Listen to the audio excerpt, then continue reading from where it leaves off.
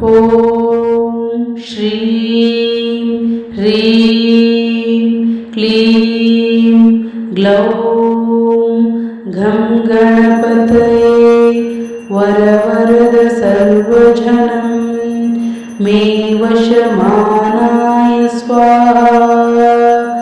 ॐ श्रीं ह्रीं क्लीं ग्लौं घं गणपतये वरवरद सर्वजनं मे वशमानाय स्वाहा। ಸಂಕಷ್ಟ ಚತುರ್ಥಿಯ ದಿನ ಉಪವಾಸ ಮಾಡಿ ಗಣಪತಿಯನ್ನು ಭಜಿಸಿದರೆ ಜೀವನದ ಸಮಸ್ಯೆಗಳೆಲ್ಲ ಕಡಿಮೆಯಾಗುತ್ತದೆ. ಉಪವಾಸ ಮಾಡಿಲ್ಲವೆಂದರೂ ಪರವಾಗಿಲ್ಲ, ಈ ಮಂತ್ರವನ್ನು ಭಕ್ತಿಯಿಂದ ಕೇಳಿಸಿಕೊಳ್ಳಿ. ಹಾಗೆ ಮಂತ್ರವನ್ನು ಕೊನೆಯವರೆಗೂ ಕೇಳಿಸಿಕೊಂಡು ನಿಮ್ಮೆಲ್ಲ ಕಷ್ಟಗಳನ್ನು ಮನಸ್ಸಿನಲ್ಲಿ ಹೇಳಿಕೊಂಡು ನನಗೆ ಬಂದಿರುವ ಸಮಸ್ಯೆಗಳನ್ನೆಲ್ಲ ದೂರ ಮಾಡು ಅಂತ ದೇವರನ್ನ ಭಕ್ತಿಯಿಂದ ಕೇಳಿಸಿಕೊಳ್ಳಿ. ಹಾಗೆ ಕಮೆಂಟ್ ಬಾಕ್ಸಲ್ಲಿ ಓಂ ಶ್ರೀ ಗಣೇಶಾಯ ನಮಃ ಅಂತ ಬರೆಯಿರಿ. ಒಳ್ಳೆಯದಾಗಲಿ ಎಲ್ಲರಿಗೂ. ಭಕ್ತಿಯಿಂದ ಮಂತ್ರವನ್ನು ಕೇಳಿಸಿಕೊಳ್ಳಿ. ಓಂ ಶ್ರೀಂ ಹ್ರೀಂ ಕ್ಲೀಂ ಗ್ಲೌಂ ಘಂ ಗಣಪತಯೇ ವರವರದ ಸರ್ವಜನಂ ಮೇ ವಶಮಾನಾಯ ಸ್ವಾಹಾ. ಓಂ ಶ್ರೀಂ ಹ್ರೀಂ ಕ್ಲೀಂ ಗ್ಲೌಂ ಘಂ ಗಣಪತಯೇ ವರವರದ ಸರ್ವಜನಂ ಮೇ ವಶಮಾನಾಯ ಸ್ವಾಹಾ. ಓಂ ಶ್ರೀಂ ಹ್ರೀಂ ಕ್ಲೀಂ ಗ್ಲೌಂ ಘಂ ಗಣಪತಯೇ ವರವರದ ಸರ್ವಜನಂ ಮೇ ವಶಮಾನಾಯ ಸ್ವಾಹಾ.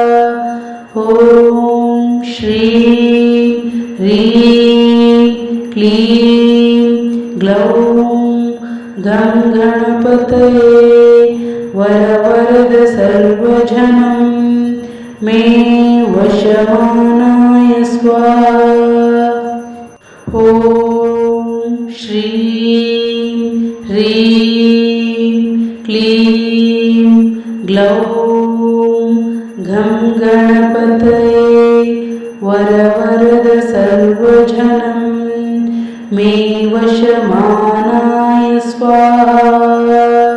ಓಂ ಶ್ರೀಂ ಹ್ರೀಂ ಕ್ಲೀಂ ಗ್ಲೌಂ ಘಂ ಗಣಪತಯೇ ವರವರದ ಸರ್ವಜನಂ ಮೇ ವಶಮಾನಾಯ ಸ್ವಾಹಾ.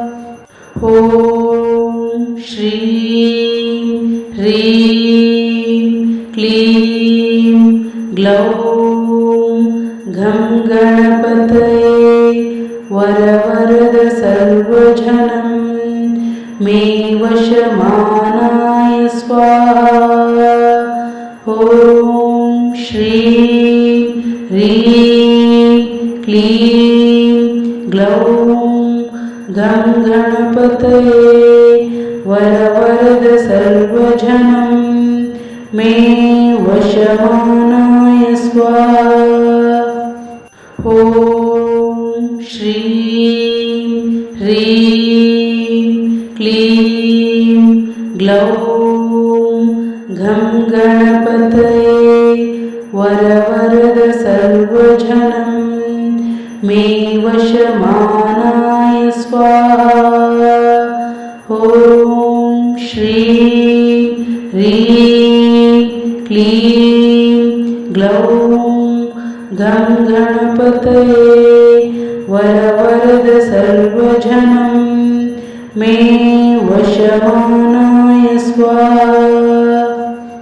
ಓಂ ಶ್ರೀಂ ಹ್ರೀಂ ಕ್ಲೀಂ ಗ್ಲೌಂ ಘಂ ಗಣಪತಯೇ ವರವರದ ಸರ್ವಜನಂ ಮೇ ವಶಮಾನಾಯ ಸ್ವಾಹಾ.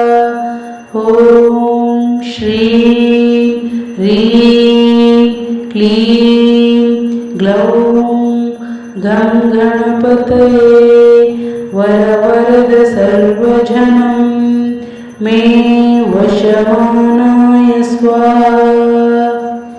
ॐ श्रीं ह्रीं क्लीं ग्लौं घं गणपतये वरवरद सर्वजनं मे वशमानाय स्वाहा। ॐ श्रीं ह्रीं क्लीं ग्लौं घं गणपतये वरवरद सर्वजनं मे वशमानाय स्वाहा। ॐ श्रीं ह्रीं क्लीं ग्लौं घं गणपतये वरवरद सर्वजनं मे वशमानाय स्वाहा। ॐ श्रीं ह्रीं क्लीं ग्लौं घं गणपतये वरवरद सर्वजनं मे वशमानाय स्वाहा। ॐ श्रीं ह्रीं क्लीं ग्लौं घं गणपतये वरवरद सर्वजनं मे वशमानाय स्वाहा। ॐ श्रीं ह्रीं क्लीं ग्लौं घं गणपतये वरवरद सर्वजनं मे वशमानाय स्वाहा। ॐ श्रीं ह्रीं क्लीं ग्लौं घं गणपतये वरवरद सर्वजनं मे वशमानाय स्वाहा। ॐ श्रीं ह्रीं क्लीं ग्लौं घं गणपतये वरवरद सर्वजनं मे वशमानाय स्वाहा। ॐ श्रीं ह्रीं क्लीं ग्लौं घं गणपतये वरवरद सर्वजनं मे वशमानाय स्वाहा। ॐ श्रीं ह्रीं क्लीं ग्लौं घं गणपतये वरवरद सर्वजनं मे वशमानाय स्वाहा। ॐ श्रीं ह्रीं क्लीं ग्लौं घं गणपतये वरवरद सर्वजनं मे वशमानाय स्वाहा।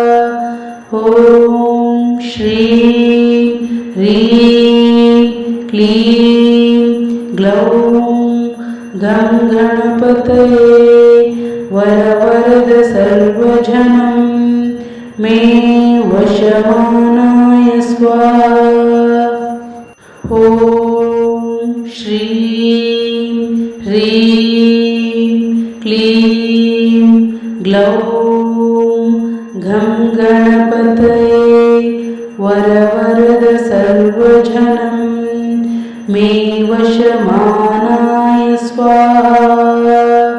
ॐ श्रीं ह्रीं क्लीं ग्लौं घं गणपतये वरवरद सर्वजनं मे वशमानाय स्वाहा।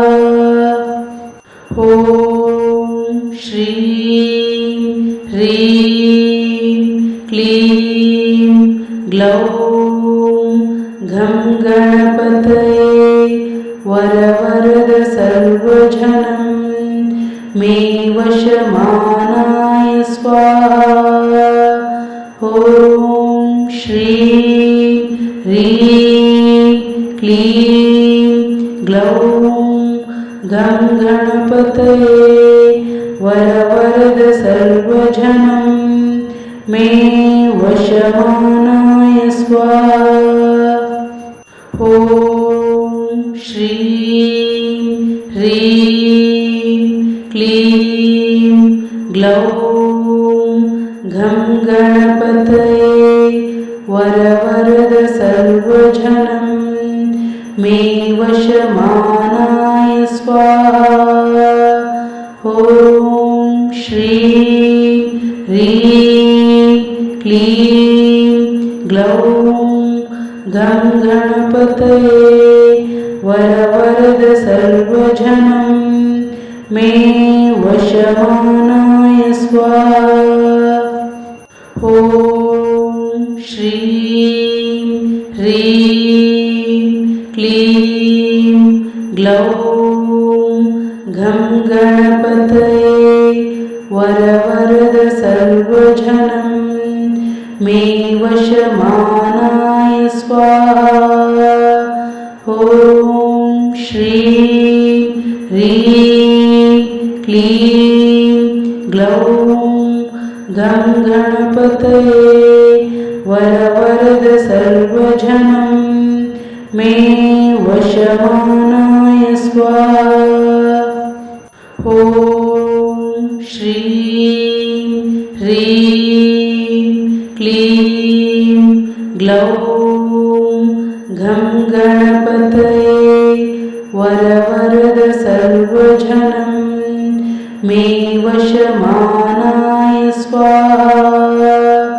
ॐ श्रीं ह्रीं क्लीं ग्लौं घं गणपतये वरवरद सर्वजनं मे वशमानाय स्वाहा।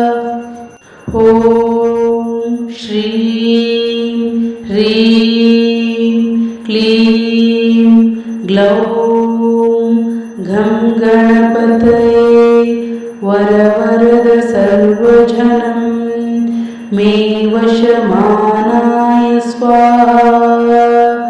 ॐ श्रीं ह्रीं क्लीं ग्लौं घं गणपतये वरवरद सर्वजनं मे वशमानाय स्वाहा।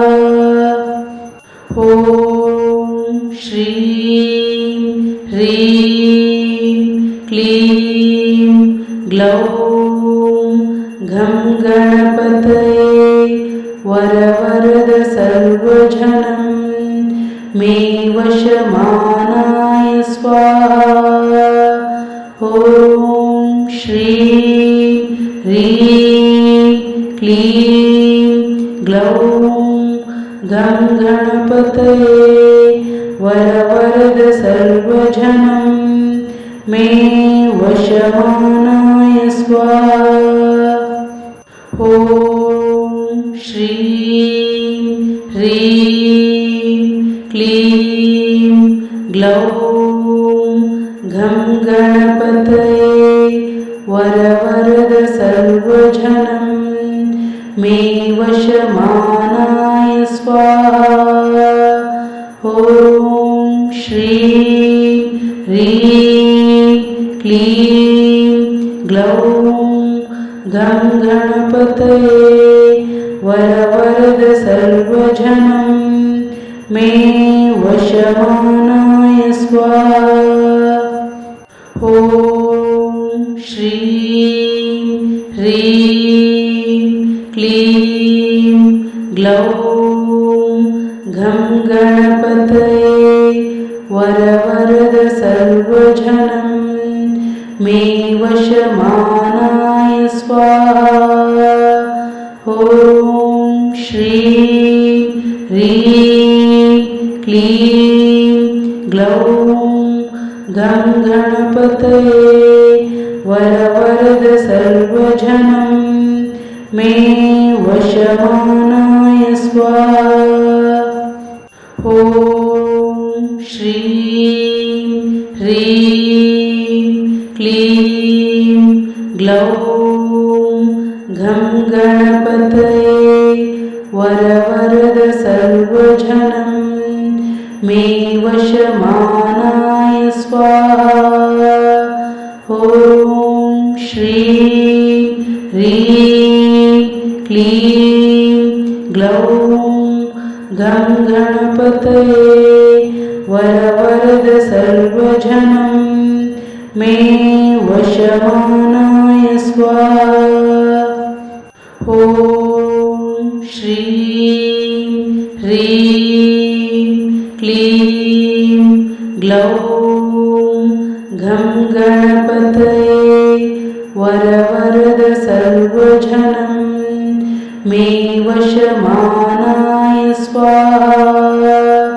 ॐ श्रीं ह्रीं क्लीं ग्लौं गं गणपतये वरवरद सर्वजनं मे वशमानाय स्वाहा।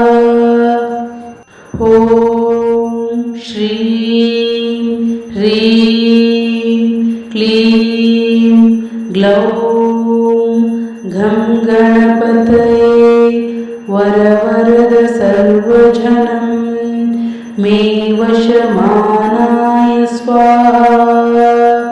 ॐ श्रीं ह्रीं क्लीं ग्लौं गं गणपतये वरवरद सर्वजनं मे वशमानाय स्वाहा। ॐ श्रीं ह्रीं क्लीं ग्लौं घं गणपतये वरवरद सर्वजनं मे वशमानाय स्वाहा। ॐ श्रीं ह्रीं क्लीं ग्लौं गं गणपतये वरवरद सर्वजनं मे वशमानाय स्वाहा।